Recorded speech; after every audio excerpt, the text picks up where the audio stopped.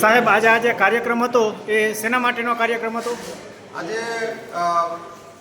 SC ST માધ્યમિક ઉચ્ચ માધ્યમિક શિક્ષક સંઘ બિન સરકારી અને જૂનાગઢ જિલ્લાના જે અધિવેશનના રૂપમાં 30 કાર્યક્રમ રાખવામાં આવ્યો હતો.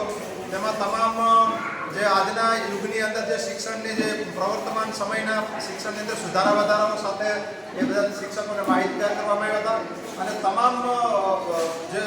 સમાજ છે અને બાળકો છે એમના પ્રત્યે પણ સારી રીતે આપણે શિક્ષણ આપી શકીએ અને અમારા તમામ વિભાગના અહીંયા જે ઉપસ્થિત છે એ હોદ્દેદારો પણ અહીંયા ઉપસ્થિત હતા, તેમજ સોનેરા સાહેબ,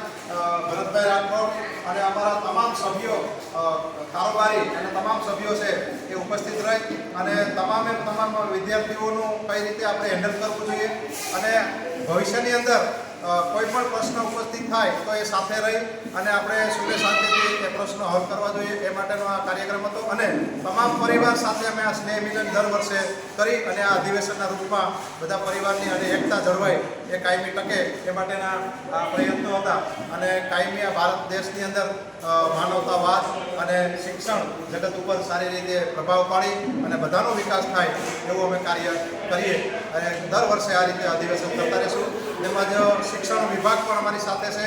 અને ડીઓ કચેરી જૂનાગઢના પણ એમને આમંત્રણ આપ્યું, એમના સભ્યો તમામ સાથે રહી અને આ કાર્યક્રમને અમે આગળ વધારીએ છીએ.